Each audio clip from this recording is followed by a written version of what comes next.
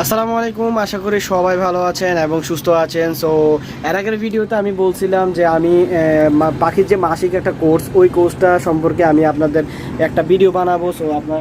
তো আজকে হচ্ছে এই ভিডিওটা নিয়ে কথা বলবো। সো আগে বলে নেই যে পাখিকে কেন মাসিক কোর্স করাতে হবে। তবে কারণ হচ্ছে যে পাখিকে যে আমরা নর্মাল খাবারগুলো যেমন সিড মিক্স, পাশাপাশি আপনার যে শাকসবজি হোক, আপনার ফলমূল হোক, এইসব যে খাবারগুলো দেয়, এগুলো আমাদের পাখির শখের যে পাখিগুলো সব পাখির 30% পুষ্টি তারা পূরণ করে থাকে। আর বাকি যেই পুষ্টি, ওটার জন্য আপনাকে অবশ্যই প্রতি মাসে একবার হলেও মেডিসিন খাওয়াইতে হবে। তাহলে আপনার পুরো পাখির যে পুষ্টি বা ক্যালসিয়াম হোক বা যত কিছু ঘাটতি আছে, সব কিছু আপনার ওই ওষুধের মাধ্যমে এবং খাবার মাধ্যমে পূরণ হয়ে যাবে। এখন আমি আমার আগে কিছু পাখি, আমার যে খাঁচিতে যে পাখিগুলো দেখাই।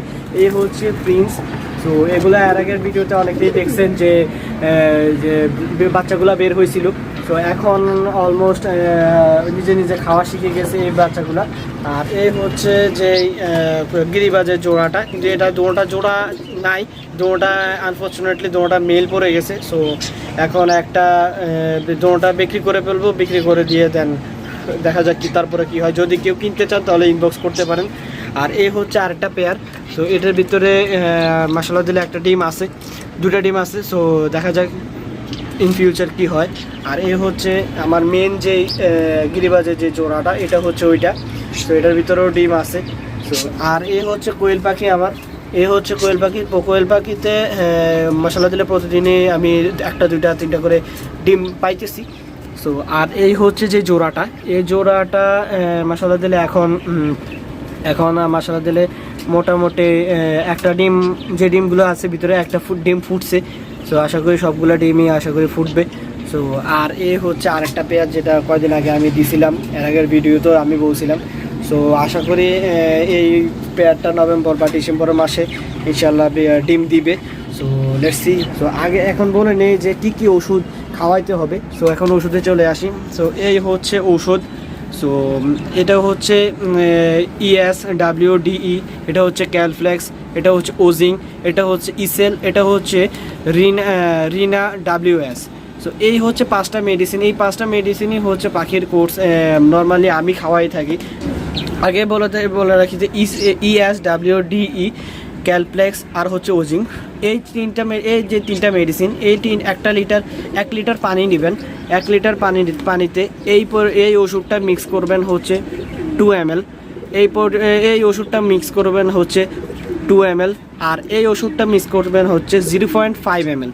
এই তিনটা মেডিসিন একসাথে 1 লিটার পানিতে মিক্স করবেন। মিক্স করে তারপরে ভালো করে ঝাঁকি দিয়ে তার পরবর্তীতে আপনি প্রথম 7 দিন, মানে হচ্ছে মাসের প্রথম 7 দিন আপনি এই ওষুধগুলো দিবেন। 7 দিন যদি না হয় তাহলে 5 দিন হইলেও দিলেও চলবে, কিন্তু 5 দিনের নিচে হলে দেওয়া যাবে না। তো এই প্রথম যে 7 দিন বা 5 দিন আপনি যতদিনই দেন, এই 7 দিন বা 5 দিন আপনাকে এই তিনটা মেডিসিন একসাথে 1 লিটার পানিতে দিতে হবে। তার পরবর্তীতে পরের 7 দিন হচ্ছে ইসেল আর হচ্ছে রিনা WS।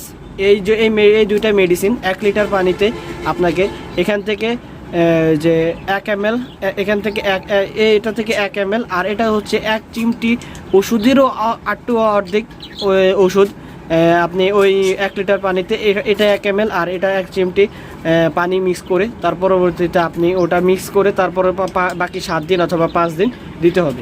সো এইভাবে যদি আপনি খাওয়ান তাহলে ইনশাল্লাহ আপনার পাখির কোনো সমস্যা হবে না।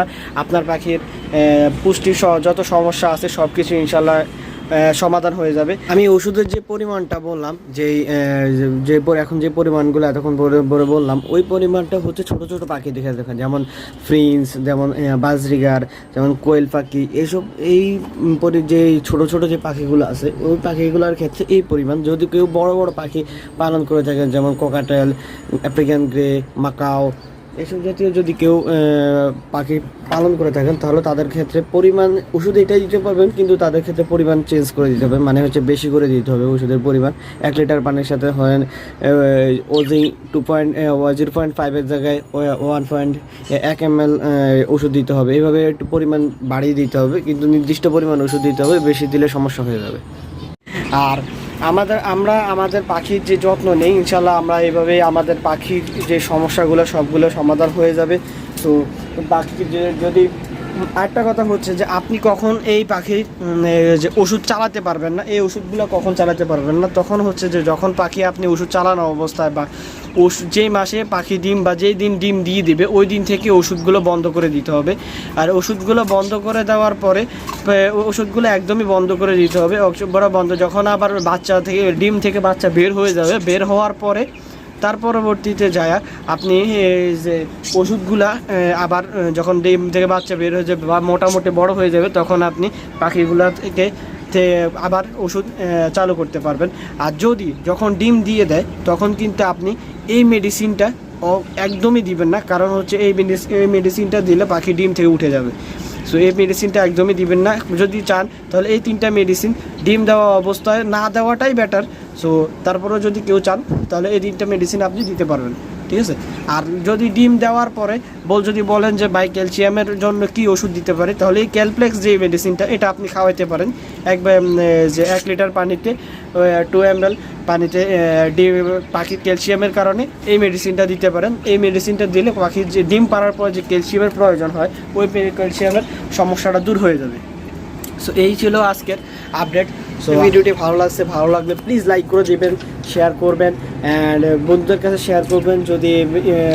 যদি কারো কোনো প্রশ্ন থাকে বা কী বিষয়ে আমি পরবর্তী ভিডিও বানাবো বা আপনার যদি কোনো প্রশ্ন থাকে বা আপনার যদি কোনো সমস্যা থাকে, আপনার শখের পাখির কোনো প্রবলেম হইতেছে, ওই বিষয়ে যদি আপনি যদি চান আমি ভিডিও বানাই, তাহলে আপনি প্লিজ কমেন্ট বক্সে জানাবেন। তাহলে আমি ইনশাল্লাহ পরবর্তীতে ওই টপিক নিয়ে ভিডিও বানানোর চেষ্টা করব। সো আই হোপ সবার কাছে ভিডিওটি ভালো লাগলে লাইক করে দিবেন, কমেন্ট করবেন, শেয়ার করবেন অ্যান্ড সাবস্ক্রাইব যারা করেন না এখনও পর্যন্ত, please subscribe to my channel and thank you so much. আল্লাহ হাফেজ।